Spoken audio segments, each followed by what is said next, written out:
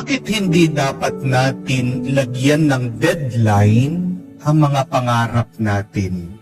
Madami kasi sa atin nagmamadali, binibigyan ng schedule o petsa ang ating mga pangarap. Pag hindi pa agad dumarating yung ating mga pinapangarap, ating mga panaginip, ating mga pinagdarasal sa Diyos, madalas sumasakit ang ating loob, nawawalan tayo ng gana, at marami dyan nawawalan din ng pag-asa. But I tell you, my dear friends, please, do not put a deadline on your dreams. Bakit? Kasi una, makakamatay ang deadline. Sa salita pa lang nga Di niyo po napansin? Deadline. Pag binibigyan mo ng oras, ng panahon, yung iyong mga pangarap, panaginip, yung iyong mga dasal, unti-unti mong pinapatay ang iyong sarili. Dahil pag nagmamadali ka, inuubos mo ang iyong lakas, ang iyong buhay para makamtan mo yung iyong panaginip at pangarap. Pero hayaan mo lang ang Diyos. Dahil alam ng Diyos kung ano ang ginagawa niya. Imbis na bigyan mo ng deadline ang iyong mga pangarap, bakit hindi mo dagdagan ang iyong pananampalataya? Amen? Pero pangalawa, pag nilalagyan mo ng deadline ang iyong pangarap, nai-stress ka, mapapagod ka, malulungkot ka. Amen? We get disappointed whenever we do not get what we want. Kung sasabihin na, dapat pag 25 years old na ako, meron na akong sasakyan. Yung iba sinasabi nila, dapat pag 30 years old na ako, nakakapag-travel na ako, nakakapagbakasyon na ako. Yung iba sinasabi nila, dapat bago ako mag-40, tapos na yung bahay namin. Eh yung mga iba nga, 45 years old na, wala pang asawa. Eh yung mga iba nga, 50 years old na, wala pang anak.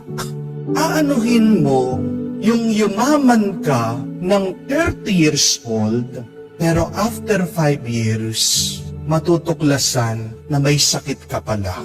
Aanuhin mo kung makakamtan mo yung iyong pinagdarasal na dream house o vacation. Yun pala, wala palang 3 years, mauuna ka na pala. Do not stress out about the things that you want because God knows what is the best for you. Amen? Hayaan mo ang Diyos, siyang kumumpas. Hindi naman po masama ang mangarap. Ang masama ay yung nagpapaka-stress tayo, nagpapakapagod tayo, at ginagawa nating malungkot ang ating mga sarili pag hindi natin nakukuha yung ating gusto. Amen? Mag-ingat kayo dahil isa yan sa pinagmumulan ng ating lungkot, ng ating stress at disappointments. Pero pangatlo, huwag mo lalagyan ng deadline mga pangarap mo. Kasi may sariling oras at panahon ang Diyos.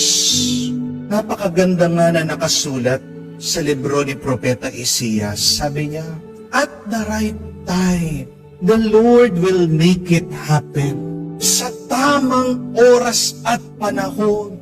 Hindi dun sa oras at panahon na gusto mo. Dahil mas maganda ang plano ng Diyos. Yung plano mo, yung gusto mo, katiting lang yan. Nang hinahanda ng Diyos para sa iyo.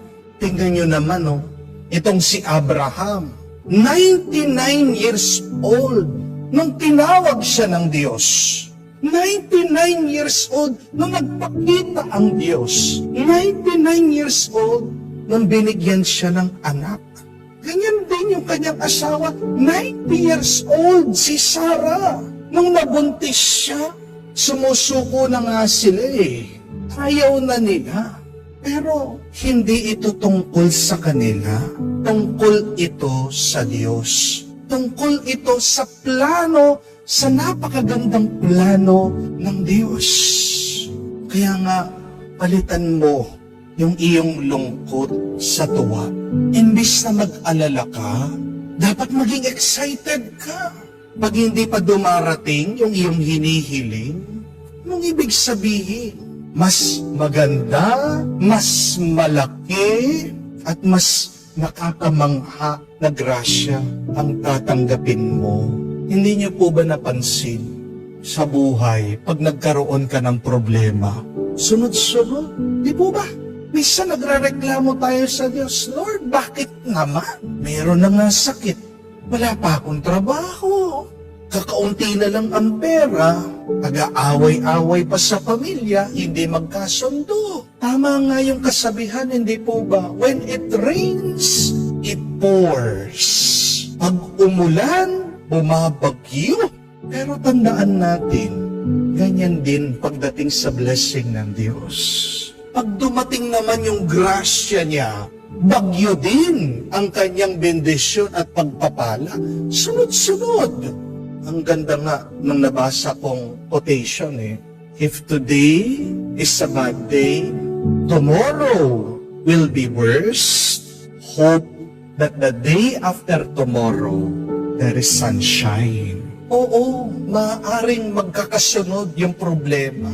Pero pagkatapos naman ng sunod-sunod na pagsubok, meron din sunod-sunod na pagpapala at blessing sa Diyos. Anong kailangan nating gawin? Maghintay at magtiwala. Huwag kang susuko na maghintay. Huwag kang susuko na maniwala. Wait as long as it takes. Believe as long as it takes. Because when God blesses you, it overflows. Pag nagbibigay ang Diyos, hindi katiting, umaapaw. Marunong ka bang maghintay? Kaya mo bang hintayin? Kung hindi, magpatulong ka sa Diyos. Alam niyo po, yung tatay ko, buong buhay niya, di naman successful yan. Nakwento ko na sa inyo, alam niyo naman, nag-aaral pa lang ako sa seminaryo, nawala na ng trabaho. Siguro po, pagsubok din ng Diyos yun. Ganyan talaga pag meron nagpapari sa pamilya. Susubukan at susubukan ito ng Diyos. Talaga pong gumapang kami financially. Iba-iba yung naging trabaho ng tatay ko. Sinubukan po na mangontrata. Hit and miss. Pag minsan nakakatsyempo, sakto lang.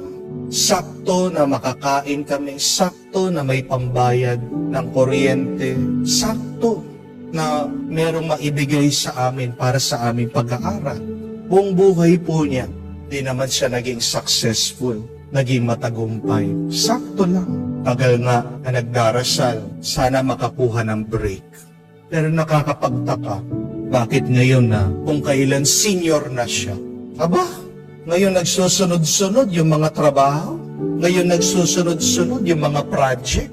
Isa nga, sinasabihan siya ng mga iba, senior ka na. Tapos na yung mga anak mo, di ka na kailangan magtrabaho. Pero hindi naman po tungkol sa pera yun, di po ba? Aanuhin mo yung buhay, wala kang ginagawa. Anong kahulugan ng buhay mo kung walang bunga? Pero yun nga nakakapagtaka. Bakit kung kailan matanda na, senior na, dyan palang lumitaw yung mga project, sunod-sunod pa. Ito ay dahil sa pinagkaloob ng Diyos. Many are the plans of man. Sabi nga sa Biblia, but what prevails is the plan of God. Kagusto natin na sana doon sa ating plano, doon sa ating kalendaryo, doon sa ating schedule, may deadline tayo para sa ating mga pangarap, para sa ating mga dasal. Pero tandaan mo, bandang huli, ang masusunod at masusunod pa rin ay ang deadline, kalendaryo, at schedule ng Diyos.